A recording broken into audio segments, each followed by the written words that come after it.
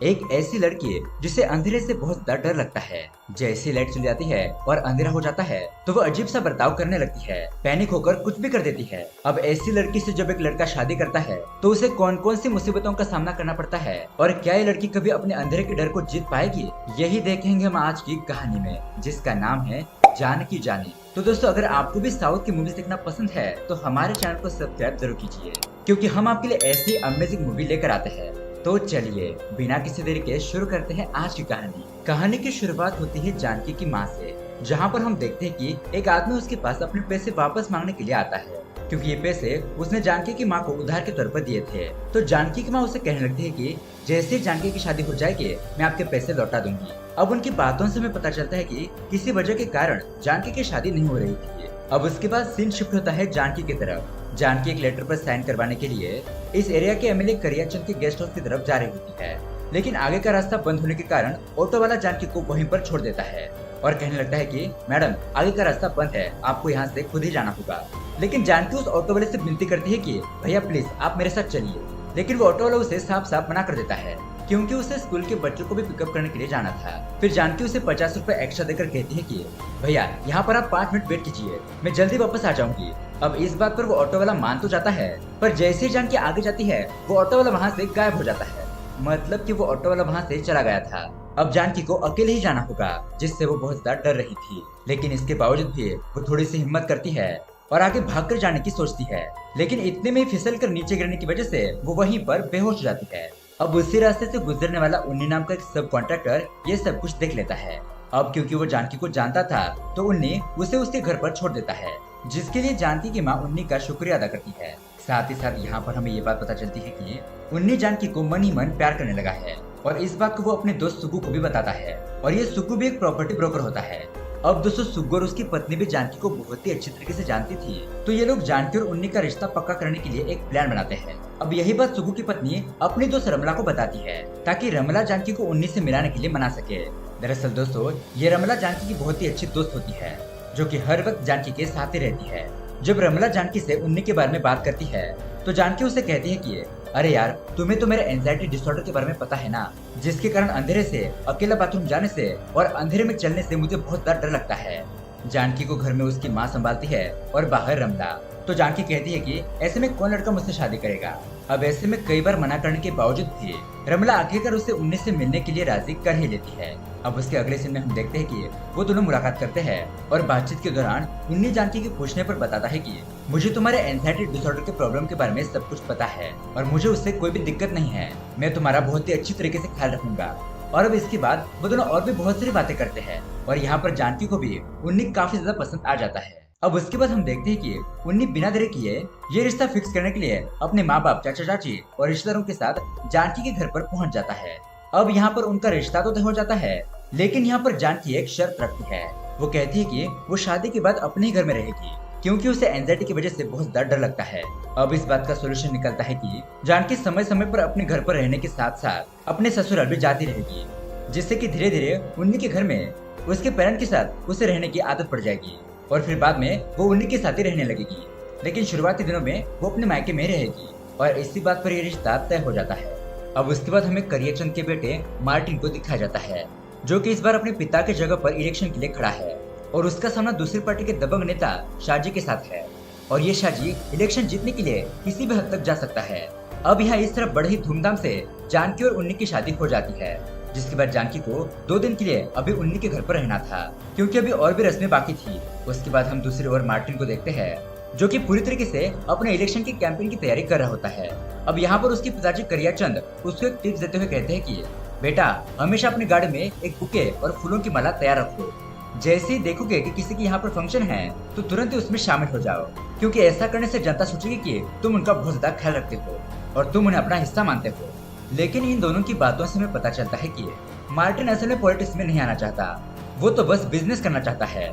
लेकिन उसके पिताजी ने उसके ऊपर जबरदस्ती की कि तुम्हें पॉलिटिक्स में आकर काम करना ही होगा, इसीलिए उसे ना चाहते हुए भी ये सब कुछ करना पड़ रहा था। अब यहाँ इस तरफ हम उन्नी और जानकी को देखते हैं, जो कि एक दूसरे के साथ काफी खुश होते हैं। उन्नी जानकी से प्यार भरी बातें कर रहा होता है और साथ ही उसे अपने रूम्स की लाइट्स दिखाने लगता है। मतलब कि वो अपने मोबाइल के जरिए उस लाइट की कलर को चेंज कर सकता था और यही दिखाते वक्त गलती से उन्हें रूम की लाइट बंद कर देता है। अब दोस्तों जैसे ही लाइट चली जाती है वहाँ पर अंधेरा हो जाता है और अंधेरा देखकर जानकी जोर जोर से चीखने चिल्लाने लगती है। ये देखकर उन्हें जल्द से जल्द लाइट ऑन कर देता है और यहाँ पर हम देखते हैं कि जानकी ने उसका गला पकड़ लिया था और इसी के साथ जानकी के नाखून के निशान भी उनके गले में लग गए थे। अब उसके बाद जानकी की आवाज सुनकर उसके सभी घर वाले वहाँ पर आकर उनसे पूछने लगते हैं कि आखिरकार यहाँ पर क्या हुआ। तो उन्हें उनको यही बताने लगता है कि अरे कुछ नहीं, वो जानकी थोड़ा सा डर गई थी। अब यहाँ पर जानकी अपने किए पर शर्मिंदा होती है और फिर वो उन्नी से माफी भी मांगती है, जिस पर उन्नी उसे कुछ भी नहीं कहता। लेकिन उसके अगली सुबह उन्नी की चाचा जानकी से पूछती है कि बेटा क्या तुम अपनी एंजाइटी की दवा टाइम पर ले रही हो ना। और ये बात सुनकर जानकी को थोड़ा सा बुरा भी लगता है। यही बात वो उन्नी से आकर कहती है तो उन्नी उसे कहता है कि देखो यार, चाची ऐसी ही बोलती रहती है, तुम उनकी बातों को सीरियस ही मत लो। अब साथ ही साथ वो जानकी से कहता है कि ये सब छोड़ो, कल हम दोनों तुम्हारे घर पर जाएंगे। और ये बात सुनकर जानकी बहुत ज्यादा खुश हो जाती है। अगले दिन उन्नी जानकी को लेकर उसके घर पर पहुंच जाता है। तो वही यहाँ पर इलेक्शन कैंपेन में मार्टिन की लोगों में पॉपुलैरिटी बढ़ती हुई देखकर शाजी थोड़ा सा चिंतित हो जाता है और वो कहता है कि अब समय आ गया है कि हमें भी कोई चाल चलनी चाहिए। अब उसके बाद हमें एक शादी दिखाई जाती है जहाँ पर सुब्बू, जानकी, उन्नी और इनके अलावा शाजी और मार्टिन भी यहाँ पर आए होते हैं।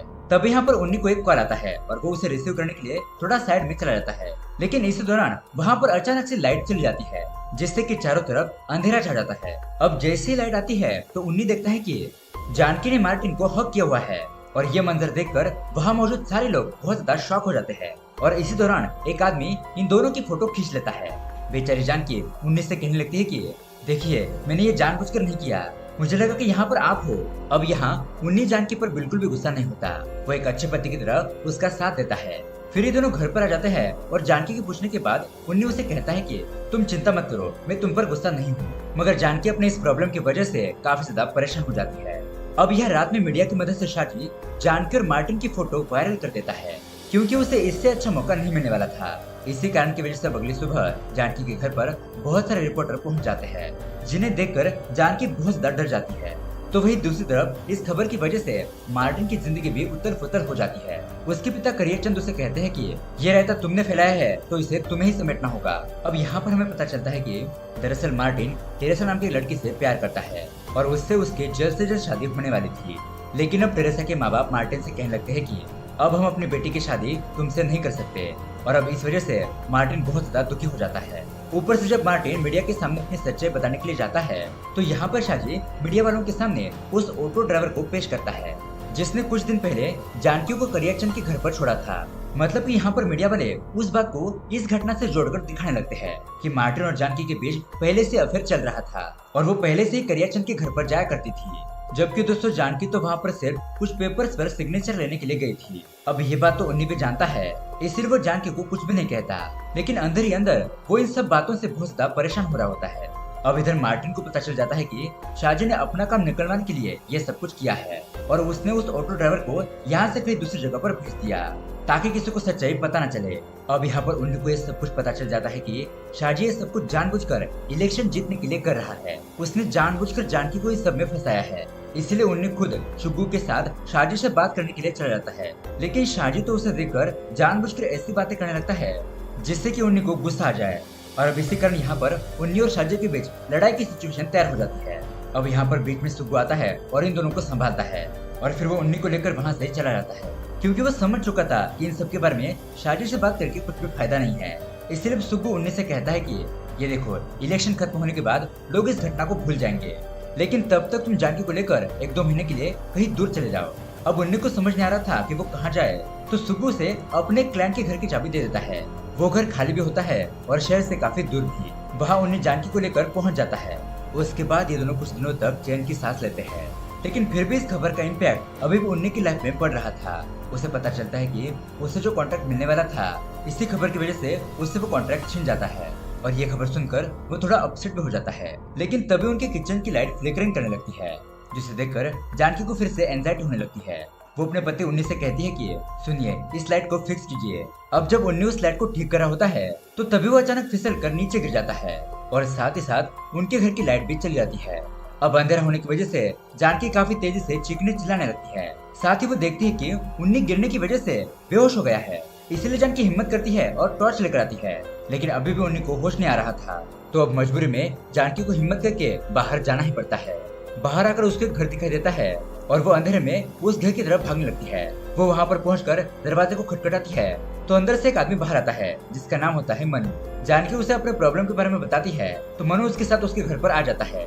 यहाँ पर मनु पानी की छींटे मारकर उन्हीं को होश में लेकर आता है और उनके घर की फ्यूज भी ठीक कर देता है, जिससे कि वहाँ पर लाइट आ जाती है। उन्हें भी होश में आने के बाद मनु का शुक्रिया अदा करता है, जिसके बाद मनु वहाँ से चला जाता है। अब उसके अगली सुबह हम देखते हैं कि टेरेसा जानकी से मिलने के लिए वहाँ पर आती है, जो उसे बताती है कि जानकी, इस घटना की वजह से मेरी और मार्टिन की लाइफ पूरी तरीके से बर्बाद हो गई है। हम दोनों एक दूसरे के साथ शादी करने वाले थे, लेकिन अब हमारी शादी नहीं हो सकती। इसलिए प्लीज पॉसिबल हो तो मीडिया के सामने आकर सब कुछ सच बता दो, ताकि हम दोनों की शादी हो सके। इतना कहकर टेरेसा वहाँ से चली जाती है। अब दोस्तों जानकी उसकी मदद तो करना चाहती थी, लेकिन बेचारी अपने प्रॉब्लम से जूझ रही थी। अपने एंजाइटी की वजह से जानकी मीडिया के सवालों को फेस नहीं कर सकती थी, और जैसा कि हम जानते हैं ऐसी सिचुएशन में उसे बहुत डर लगता है। फिलहाल रात में जब जानकी और उन्नी बात कर रहे होते हैं तो तभी वहाँ पर मनु आ जाता है, जो कि जानकी और उन्नी को अपने पार्टनर मारिया से मिलवाता है। साथ ही साथ वो उन दोनों को बताता है कि मारिया और वो एक छोटी सी पार्टी कर रहे हैं और चाहो तो वो दोनों उनको ज्वाइन कर सकते हैं। दोस्तों अब क्योंकि उन्नी और जानकी ने पिछले कुछ दिनों से बहुत कुछ झेला था, इसलिए वो थोड़ा सा रिलैक्स होने के लिए मनु और मारिया को ज्वाइन कर लेते हैं। अब यहाँ पर मारिया जानकी को बताती है कि मनु और वो लिविंग रिलेशनशिप में रह रहे हैं, और यहाँ उन्नी भी मनु और मारिया को अपने प्रॉब्लम के बारे में बताता है, मतलब कि जानकी के एंजाइटी डिसऑर्डर के बारे में। तो मनु और मारिया ये बात जानने के बाद मनु जानकी से पूछता है कि अच्छा ऐसी बात है तो तुम कल अंधेरे से क्यों नहीं डरी? तो जानकी बताती है कि उस वक्त मेरे पति बेहोश पड़े हुए थे और मुझे कैसे भी करके उन्हें बचाना था। अब ये बात सुनने के बाद मनु से कहता है कि देखिए, आपको उन्नी की फिक्र थी इसलिए आप अंधेरे को भूल गई। मतलब कि आप जब भी अंधेरे से डरती है तो अपनी आंखें बंद कर लेती है, जिससे कि आपको और भी ज्यादा डर लगने लगता है। फिर तो आप समझिए कि आपको अंधेरे से नहीं बल्कि अपने मन से डर लगता है, जिससे लड़कर आपको उसे ठीक करना होगा। मतलब कि ये डर आपके दिमाग के अंदर बैठा है और ये कोई बीमारी नहीं, शायद आपके बचपन का कोई ट्रॉमा है। अब यहाँ पर हमें एक फ्लैशबैक दिखाया जाता है, जहाँ पर हम देखते हैं कि छोटी सी जानकी अपने क्लास में मॉनिटर होती है और वो बच्चों को चुप करा रही थी। यहाँ पर जानकी कुछ बच्चों की टीचर से कंप्लेंट कर देती है और उसमें एक ऐसा लड़का होता है जो कि चुपचाप बैठा होता है। उसकी कोई गलती नहीं होती, लेकिन फिर भी उसे टीचर से मार खाना ही पड़ता है। और अब वो लड़का इसी बात का बदला लेने के लिए जानकी को स्कूल के बाथरूम में बंद कर देता है और जानकी यहाँ पर पूरी रात उसी अंधेरे कमरे में बैठी रहती है और यहाँ जानकी वो पूरी रात अंधेरे में ही बिताती है। और दोस्तों इसी घटना के बाद से ही जानकी को अंधेरे की प्रॉब्लम हो गई थी, और अब ये बात जानने के बाद मनु से खुद ही इस प्रॉब्लम से लड़ने के लिए कहता है, क्योंकि ये डर बस उसके दिमाग का वहम है और कुछ नहीं, और इसे जानकी को ही खुद दूर करना होगा। तो इसलिए अब जानकी अपने आंखों पर मास्क लगाकर सोने की कोशिश करती है। फिर वो थोड़ा थोड़ा करके अंधेरे में रहने लगती है।